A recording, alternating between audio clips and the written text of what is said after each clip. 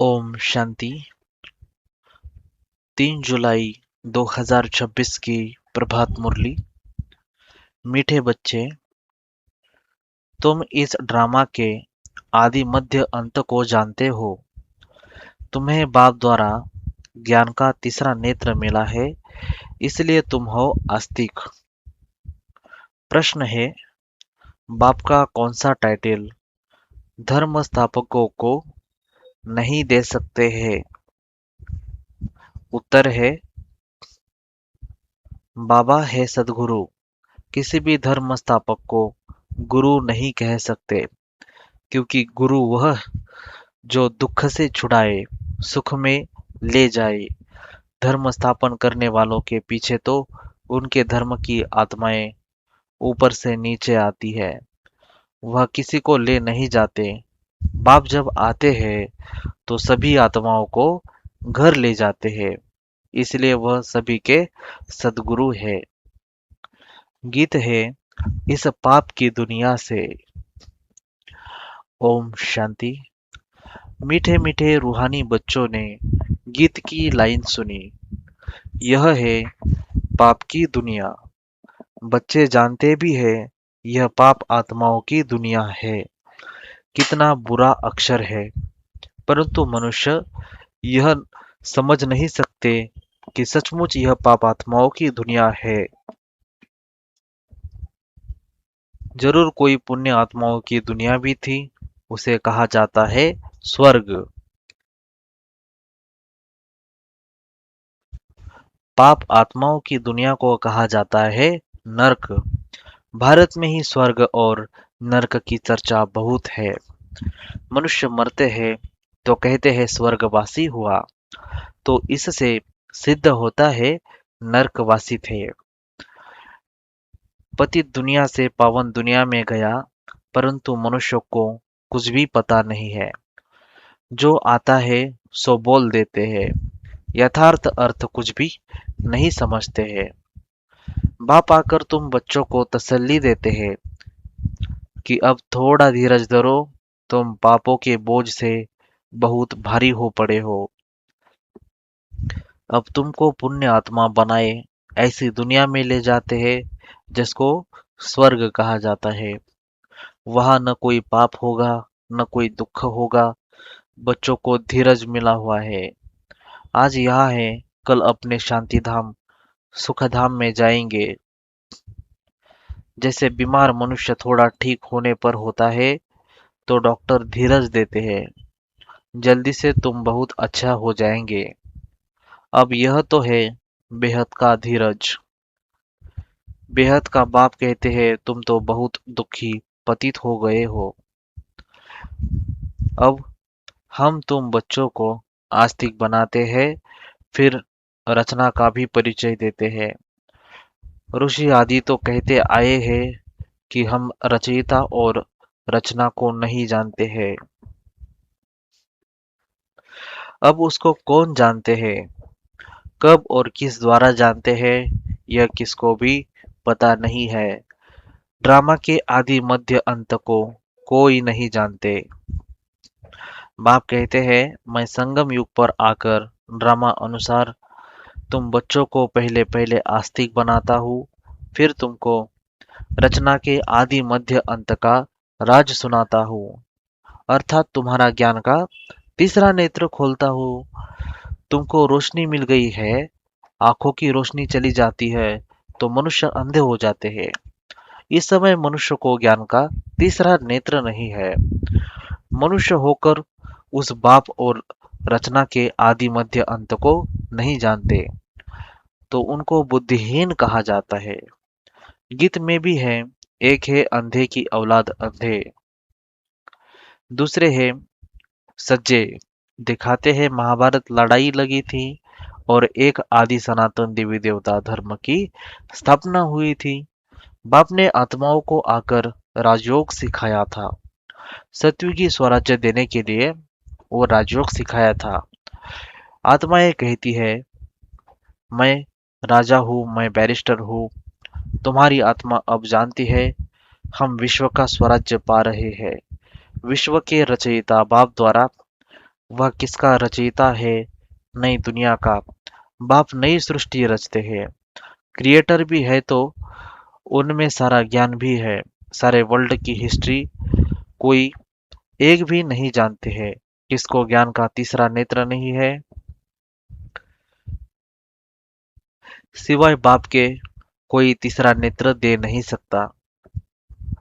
World की history, geography, मूल वतन, सूक्ष्म वतन, स्थूल वतन, यह सब तुम जानते हो।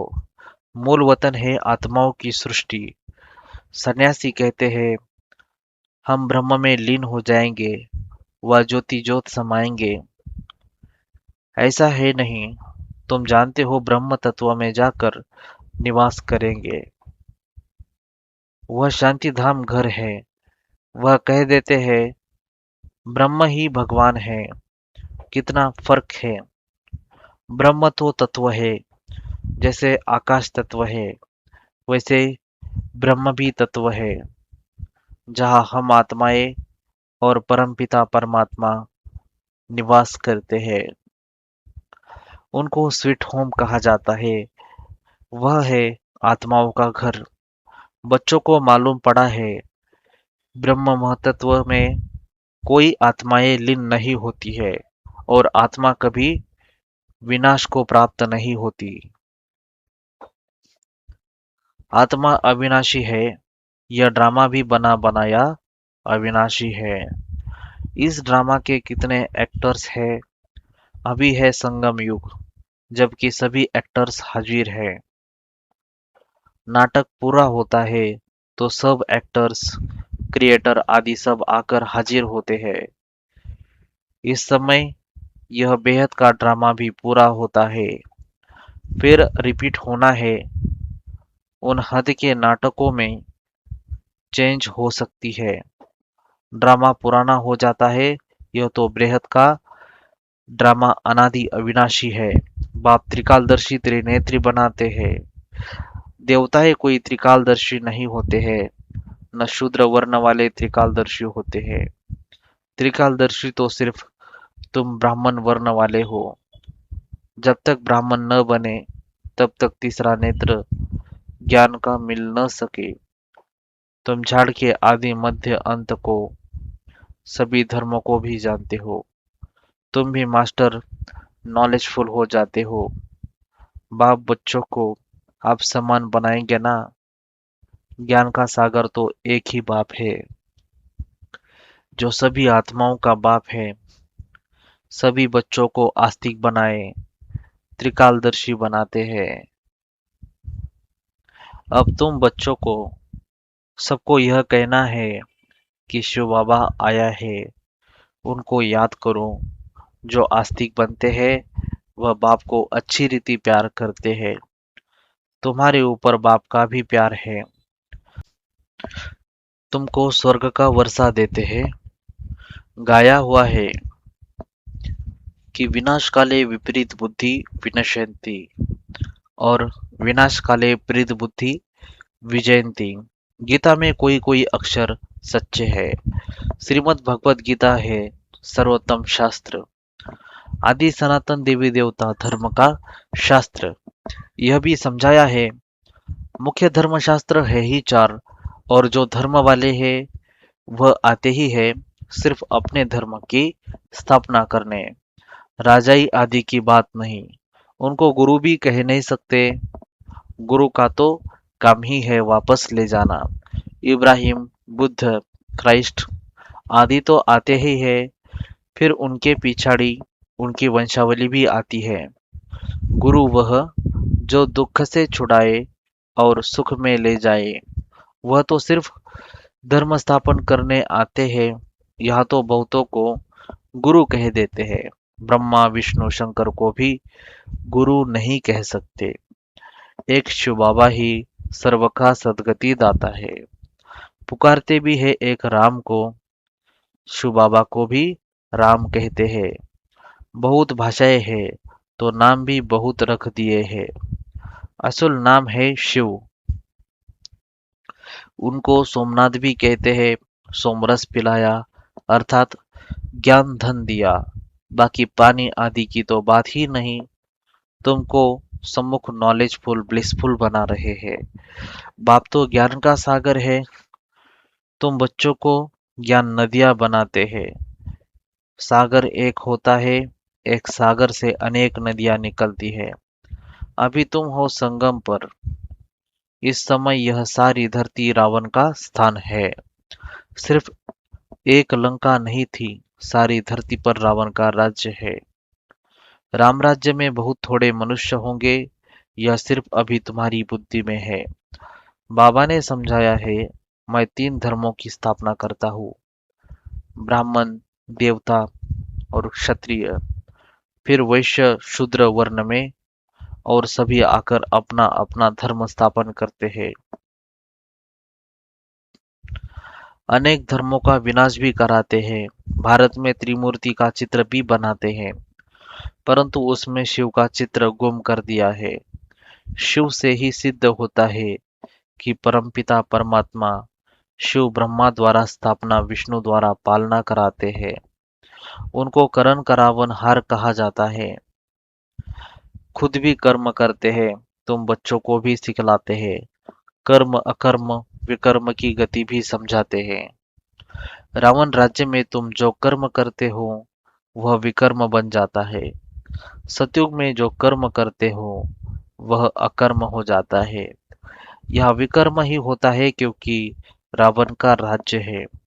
सतयुग में 5 विकार होते ही नहीं। एक एक बात समझने की है और सेकंड में समझाई जाती है। ओम का अर्थ वो लोग बहुत विस्तार से समझाते हैं। बाप कहते हैं, ओम माना अहम आत्मा और यह मेरा शरीर। ओम माना अहम आत्मा और यह मेरा शरीर। कितना सहज है। और तुम समझते हो हम सुखधाम में जा रहे हैं। श्री कृष्ण के मंदिर को सुखधाम कहते हैं। है भी कृष्णपुरी। माताएं कृष्णपुरी में जाने के लिए बहुत मेहनत करती है। तुम अभी भक्ति नहीं करते हो, तुमको ज्ञान मिला है और कोई मनुष्य मात्र में यह ज्ञान नहीं है। मैं तुमको पावन बनाकर जाता हूँ, फिर पतित कौन बनाते हैं यह कोई बता न सके। सब मेल अथवा फीमेल भक्तियां है। सब मेल अथवा फीमेल भक्तियां हैं, सीताएं हैं। सबकी सदगति करने वाला बाप है। सब रावण की जेल में है, यह है ही दुखधाम। बाप तुमको सुखधाम का मालिक बनाते हैं। ऐसे बाप को 5000 वर्ष बाद सिर्फ तुम देखते हो। लक्ष्मी नारायण की आत्मा को अब नॉलेज है। हम छोटेपन में यह यानी कृष्ण है, फिर बड़े बनेंगे, ऐसे शरीर छोड़ेंगे। हम छोटेपन में यह कृष्ण है, फिर बड़े बनेंगे, ऐसे शरीर छोड़ेंगे। लक्ष्मी नारायण की आत्मा को अब नॉलेज है। फिर दूसरा लेंगे और कोई को यह नॉलेज नहीं है। बाप कहते हैं, तुम सब पार्वतिया हो। शिव बाबा तुमको अमर कथा सुना रहे हैं। अमर बनाने के लिए, अमर लोक में जाने के लिए। यह मृत्यु लोक है। तुम सब पार्वतिया अमरनाथ द्वारा अमर कथा सुन रही हो। तुम सच सच बनते हो। सिर्फ बाप को याद करने से तुम्हारी आत्मा अमर बनती है, जहाँ दुख की बात नहीं होती। जैसे सर्प एक खाल छोड़ दूसरी लेते हैं, यह सब मिसाल यहाँ के है। भ्रमरी का मिसाल भी यहाँ का है। तुम ब्राह्मण क्या करते हो? विकारी कीड़ों को बदल देवता बनाते हो। मनुष्य की ही बात है। भ्रमरी का तो यह एक दृष्टांत है। तुम ब्राह्मण बच्चे अभी बाप द्वारा अमर कथा सुन रहे हो, औरों को बैठ ज्ञान की भू भू करते हो, जिससे मनुष्य से देवता स्वर्ग की परी बन जाएंगे। बाकी ऐसे नहीं कि मानसरोवर में डुबकी लगाने से कोई परी बन जाएंगे। यह सब है झूठ। तुम झूठ ही सुनते आए हो। अब बाप ट्रुथ सुनाते हैं। ट्रुथ का मतलब सत्य। अब बाप कहते हैं, अपने को आत्मा समझो। तुम समझते हो निराकार परम पिता परमात्मा इस मुख द्वारा सुना रहे हैं, हम इन कानों द्वारा सुन रहे हैं। आत्म अभिमानी बनना है, फिर परमात्मा रियलाइज कराते हैं, मैं कौन हूँ। दूसरा कोई आत्म अभिमानी बना न सके, सिवाय बाप के और कोई कह न सके कि तुम आत्म अभिमानी बनो। शिव जयंती भी मनाते हैं, परंतु उनकी जयंती कैसे है यह नहीं जानते। बाप ही खुद आकर समझाते हैं, मैं साधारण बूढ़े तन में प्रवेश करता हूँ, नहीं तो ब्रह्मा आएगा कहाँ से, पतित तन ही चाहिए। सूक्ष्म वतनवासी ब्रह्मा में विराजमान होकर तो ब्राह्मण नहीं रचेंगे। कहते हैं मैं पतित शरीर पतित दुनिया में आता हूँ, गाया हुआ है ब्रह्मा द्वारा स्थापना। फिर जिसकी स्थापना करते हैं, जो यह ज्ञान पाते हैं, वह देवता बन जाते हैं। मनुष्य ब्रह्मा का चित्र देखकर मूंज जाते हैं, कहते हैं यह तो दादा का चित्र है। प्रजापिता ब्रह्मा तो जरूर यहाँ होगा। सूक्ष्म वतन में कैसे प्रजा रचेंगे। प्रजापिता के बच्चे हजारों ब्रह्मा कुमार कुमारियां है, झूठ थोड़े ही होगा। हम शिव बाबा द्वारा वर्षा पा रहे हैं, तुम बच्चों को समझाया है, वह अव्यक्त ब्रह्मा है। प्रजापिता तो साकार में चाहिए, यह पतित ही तो पावन बनते हैं। ततत्वम। अच्छा, मीठे मीठे सिकिलधे बच्चों प्रति माता पिता बाप दादा का याद प्यार और गुड मॉर्निंग। रूहानी बाप की रूहानी बच्चों को नमस्ते। धारणा के लिए मुख्य सार है, आत्म अभिमानी बनकर इन कानों द्वारा अमर कथा सुननी है। ज्ञान की भू भू कर आप समान बनाने की सेवा में रहना है। बाप समान नॉलेजफुल ब्लिसफुल बनना है। सोमरस पीना और पिलाना है। वरदान है, माया के विघ्नों को खेल के समान अनुभव करने वाले मास्टर विश्व निर्माता भव। माया के विघ्नों को खेल के समान अनुभव करने वाले मास्टर विश्व निर्माता भव। बाबा ने इस मुरली में सोमरस का अर्थ समझाया है। सोमरस अर्थात ज्ञान, बाकी पानी आदि की बात नहीं है, ऐसा बाबा ने इस मुरली में कहा है।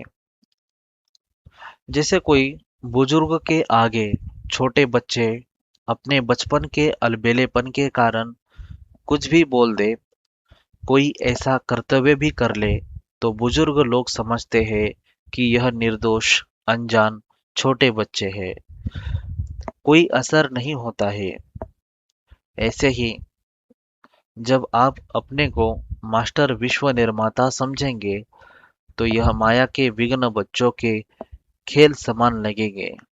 इसलिए बाबा वरदान हमें देते हैं, माया के विघ्नों को खेल के समान अनुभव करने वाले मास्टर विश्व निर्माता भव। आगे बाबा कहते हैं, माया किसी भी आत्मा द्वारा समस्या विघ्न व परीक्षा पेपर बनकर आ जाए तो उसमें घबराएंगे नहीं, लेकिन उन्हें निर्दोष समझेंगे। स्लोगन है, स्नेह शक्ति और ईश्वरीय आकर्षण स्वयं में भरो तो सब सहयोगी बन जाएंगे। ये अव्यक्त इशारे हैं, ज्वाला स्वरूप स्थिति में रहकर शक्तिशाली याद का अनुभव करो।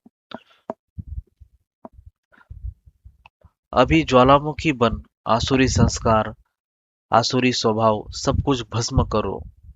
जैसे देवियों के यादगार में दिखाते हैं कि ज्वाला से असुरों का संहार किया।